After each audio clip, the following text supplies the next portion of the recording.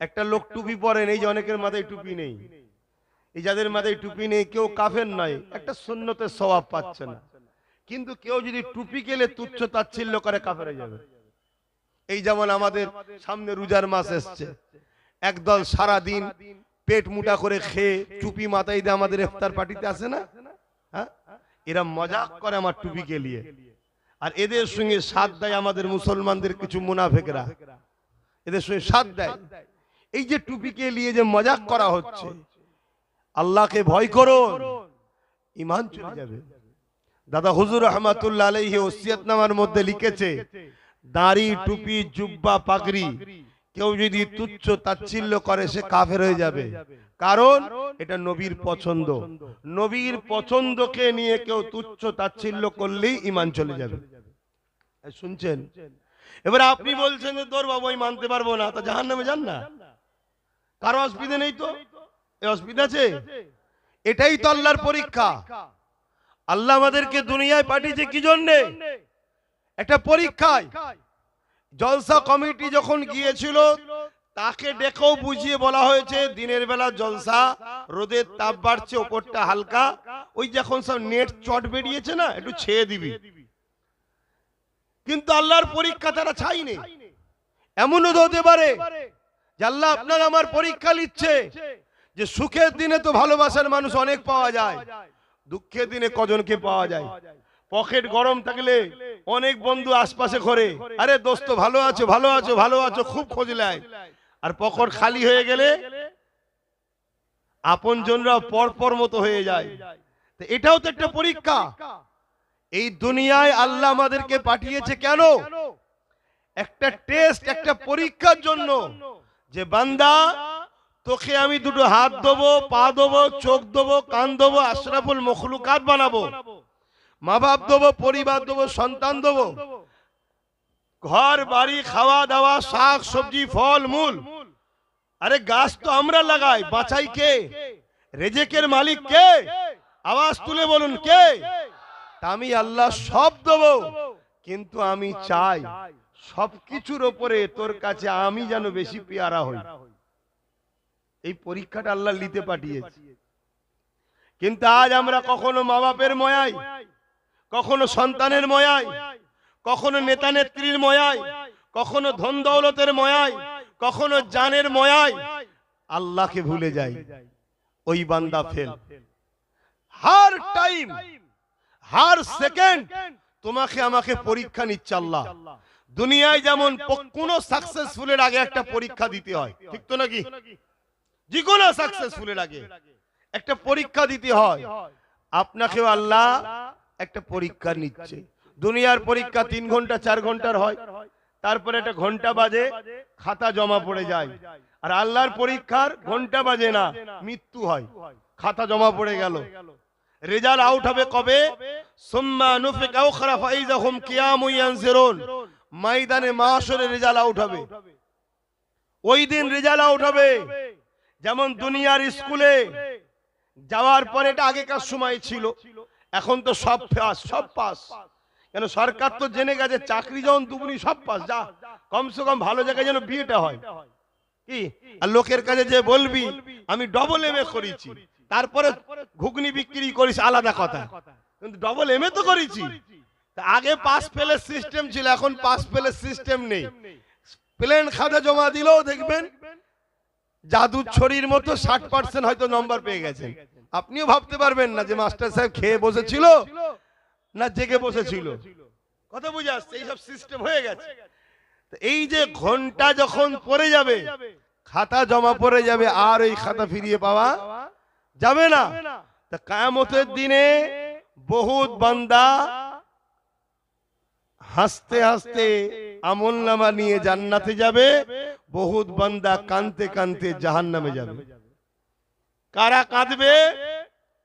যারা দুনিয়ায় লেবাস, দুনিয়ায় সিলেবাস কোরআনকে ফলো করেনি, আর দুনিয়ার টিচার মোহাম্মদ রসুলকে ফলো করেনি, তারা কাঁদবে। তুমি যত বড়ই ভিআইপি হও, তুমি যেই হও, তোমার জন্য আল্লাহ কোরআনকে গাইড বুক করেছে, রসুলকে তোমার জন্য পথ প্রদর্শক, আওতার মেসেঞ্জার, শিক্ষক, টিচার করেছে। তোমাকে মডেল হিসেবে রসুলকে মানতে হবে। এইভাবে যদি তুমি জীবন যাপন করো তবেই তুমি কামিয়াবি। হালকা বয়সে একটু ভুল হয়, একটু এদিক ওদিক হয়ে যায়, কিন্তু এত ভুল, এত ভুল, আল্লাহ ও রসুলের থেকে এত দূরে সরে গেছি আমরা।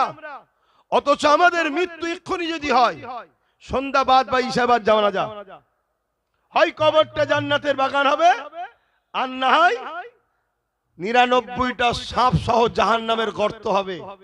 বাপের কথা শোনাতে আসিনি, আল্লাহ ও রসুলের কথা শোনাচ্ছি।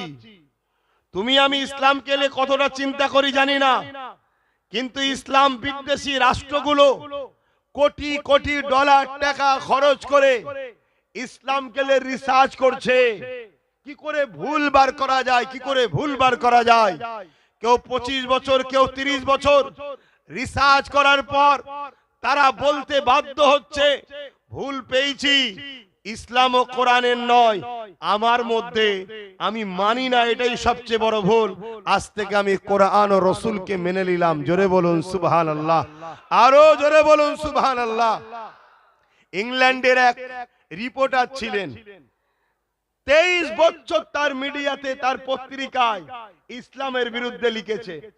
ইসলামকে মিটে যাওয়া দরকার, ইসলামকে বোম দিয়ে উড়িয়ে দেওয়া দরকার, ইসলামের মসজিদ গুলোকে উড়িয়ে দেওয়া দরকার, মুসলমানদের ঘরে মেরে দেওয়া দরকার। যেমন আমার দেশে রিসেন্ট কিছু লোক বলছে না, তবে আমার দেশে যারা বলছে এরা খেয়ে বলছে, কথা বুঝে আসছে। কিন্তু সেদিন যারা বলছিল ইংল্যান্ডের রিপোর্টার, সে কিন্তু শিক্ষিত, 23 বছর ইসলামের বিরুদ্ধে লিখেছে। একটা দিন সেই আবার পত্রিকার মধ্যে লিখছে, আমি নিজের ভুল বুঝতে পারলাম, ইসলামই একমাত্র সত্য, আমি আজকে ইসলামকে অ্যাকসেপ্ট করলাম। জোরে বলুন সুবহানাল্লাহ। সে কাবায় গেল, হজ করলো। এরকম কত ঘটেছে, আজও ঘটছে। কিন্তু মনে রাখবে, তুমি আমি জন্মসূত্রে ইসলাম পেয়েছি, তাই আমাদের গুরুত্ব নাই। সহজে যদি কোনো জিনিস আসে না, তার গুরুত্ব নাই। একটা উদাহরণ হিসেবে বলছি, একটা লোক 150 টাকার জুতো মুছছে 1000 টাকা সাল দিয়ে। 150 টাকার জুতো মুছছে 1000 টাকার সাল দিয়ে। তা পাশ দিয়ে একজন যাচ্ছে, বলছে, হারা তোর মতো পাগল তো দুটো দেখিনি। বলছে কেন? বলছে 150 টাকার জুতোকে 1000 টাকা সাল দিয়ে মুছছিস? বলছে পাগল আমি নয় তুই। বলছে কেন? বলছে 150 টাকার জুতোটা আমার মেহনতের পয়সায় কিনা, শালটা আমার শ্বশুরের দিয়া। তাহলে যে কোনো জিনিস কষ্ট করে মেহনত করে পেলে তার গুরুত্ব থাকে। আমরা সহজে মুসলমান তো, তাই গুরুত্ব নাই। আগামী দিন গুরুত্ব আসছে, জোর করে ইসলাম ছাড়ানো হবে, এই ভারতে হবে। হ্যাঁ, আপনি কি ভাবছেন? আপনি ভাবছেন আমার বাংলার চিন্তা নেই, দিদি তো আছে। আরে তোর দিদি সর্বপ্রথম পাল্টি মারবে, দেখবি। যেমন অকাবের সময় পাল্টি মারলো, আমি থাকতে হতে দেবো না, টুক করে পাল্টি মেরে দিয়ে বললো ও আইন মেনে নিলাম, ওরকম সর্বপ্রথম পাল্টি মেরে দেবে। কেউ আমাদের নয়। হাতির দাঁত দেখাবার আলাদা, চিবাবার আলাদা। অতএব আমরা আমাদের দোষে আজকে মার খাচ্ছি, আমরা আমাদের দোষে আজকে বিপদে পড়ছি, আমরা আল্লাহ সাহায্য পাচ্ছি না। যেদিন সংখ্যা আমাদের 313 জন ছিল, সেদিন বিজয় আমাদের মুখাদ্দার ছিল। যেদিন আমাদের সংখ্যা মাত্র 12,000 ছিল, আর সেলিবিয়াদের ছিল 4 লক্ষ। মসজিদে আকসাকে উদ্ধার করার জন্য সুলতান সালাউদ্দিন আইবি যাচ্ছে 12,000 সৈন্য নিয়ে।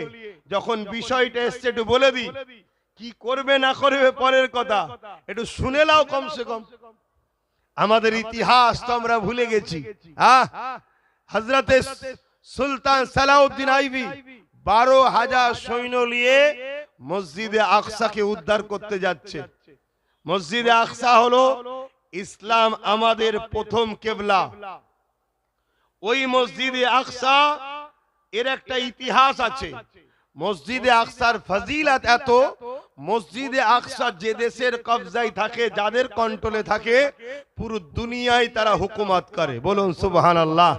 এটা মসজিদে আকসার ফজিলত। তাই মসজিদে আকসাকে বারবার দখল করার জন্য অনেক শক্তি চেয়েছে। রোমরা মসজিদে আকসাকে দখল করেছিল, রোম সাম্রাজ্য, জানেন ইতিহাস পর্যন্ত। রোমারীয়রা বিরাট বড় সুপার পাওয়ার ছিল। আজ যেমন আমেরিকা নিজেকে সুপার পাওয়ার বলে, কিন্তু এখন আমেরিকার হাত থেকে পাওয়ার চলে যাচ্ছে। এগুলো আপনাদের জানা দরকার। বিশ্ব যদি খবর না রাখেন, ওই কুয়ার মধ্যে পড়ে থেকে দেখবেন একদিন কুয়ায় চাপা পড়ে গেছে। বিশ্বের খোঁজ খবর একটু রাখতে হয়, কোন দিকে হাওয়া যাচ্ছে। তো ভাইরা আমার, এই রোম মসজিদ আকসাকে দখল করে রেখেছিল। হযরত ওমর ফারুক রাদিয়াল্লাহু তাআলা আনহু যখন খলিফা হলেন, এই রোম এদের হাত থেকে মসজিদে আকসাকে ফাতে করেছিলেন। জোরে বলুন সুবহানাল্লাহ। এটা আমাদের ইতিহাস, আমাদের ইতিহাস। আজ এভাবে আরো অনেকবার মসজিদে আকসা বেদখল হয়েছে, আবার দখলও হয়েছে, আমরা উদ্ধারও করেছি। তা সালাউদ্দিন আইবি যখন ছোট ছিলেন, 9 বছর বয়স, তখন মসজিদে আকসা সালিবিয়াদের দখলে তখন ছিল। এখন যেমন ইহুদিরা দখল করছে, তখন সালিবিয়াদের হাতে দখল ছিল।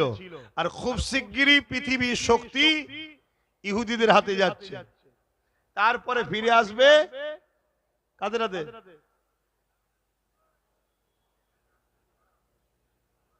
এই মুসলমানদের হাতে আসবে না, কিন্তু মুসলমানদের হাতে আসবে ইমাম মেহদী আলাইহিস সালামের সৈনিকদের হাতে। জোরে বলুন সুবহানাল্লাহ।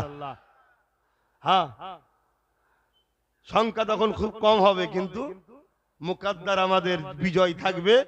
সংখ্যা কমেই আমরা কামিয়াবি হব। জোরে বলুন সুবহানাল্লাহ। কমসে কম তুমি যদি নাও পারো, তোমার ছেলেটাকে তো তৈরি করো ইমাম মেহদী আলাইহিস সালামের সাথে। কি তৈরি করা দরকার? তো দুনিয়ায় তো দুটো দল চলছে এখন, একটা দাজ্জালের, একটা মেহেদীর। দাজ্জালের দলের প্রজেক্ট তৈরি করা হচ্ছে, মেহেদীর দলের প্রজেক্ট তৈরি করা হচ্ছে। আমার ঘরের ছেলেরা সব দাজ্জালের কাতারে দাঁড়িয়ে গেছে, বুঝি না কোন কাতারে দাঁড়াতে হয়। ভাববেন এই সব কি কথা বলছেন। হ্যাঁ, আমি প্রমাণ দিয়ে দিচ্ছি। আমার ঘরের ছেলে রাত 12টা 1টার সময় উঠে কাঁদে, কি ব্যাপাররা? না আমার টিম হেরে গেছে। কে রে তোর টিম? বলছে আর্জেন্টিনা, ব্রাজিল। কি বলে না, বলে না? এগুলো সব দাজ্জালের চালাইরা। দেখবেন এদের চোখে এদের হাতে এক চোখ আঁকা আছে, শুনছেন তো? এই এক চোখটা কার লোগো বলেন? কিন্তু আমার কম তো জানে না কার কাছে দাঁড়াতে হয়। খেলা ভালো জিনিস, শরীর চর্চা করা ভালো জিনিস, একটু হালকা বয়সে হবে, কিন্তু তুমি কার পিছনে দাঁড়াচ্ছ? হ্যাঁ, তুমি কোন কাতারে আছো? তুমি ভাববে যে এতে কি মাইনে রাখে না।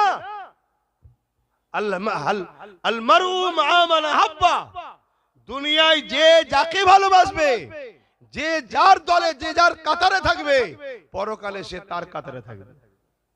তুমি জানো তোমাকে কিভাবে ভুলিয়ে ভালিয়ে নিয়ে যাওয়া হচ্ছে? কেন? এ দুনিয়া জানে 1000 বার আমাদের সঙ্গে দুনিয়ার জুলুমরা, জালিমরা লড়াই করেছে। 1000 বারই আমাদের সংখ্যা কম ছিল, আমাদের হাতে ম্যান পাওয়ার, মানি পাওয়ার, মাসুল পাওয়ার, ম্যান্ডেট পাওয়ার ছিল না। আর 1000 বার কিন্তু আমাদেরই বিজয় হয়েছে। জোরে বলুন সুবহানাল্লাহ। তাই তারা তো দেখছে যে এক মঈনুদ্দিন আজমিরি, তাকে হারানো গেল না কোন পাওয়ারে? সব পাওয়ার তো আমাদের হাতে, মিলিটারি আমাদের, ফোর্স আমাদের, রাজ্য দেশ আমাদের, এরপরও হারানো যাচ্ছে না কেন? তারা দেখছে দেশ সিনাতে একটা পাওয়ার আছে, যেটা ঈমান, মুহাম্মদ রাসূলের প্রেম ও আদব। অতএব এদেরকে যেমন করো মুহাম্মদ রাসূলের প্রেম ও আদব থেকে সরাও, সরাও।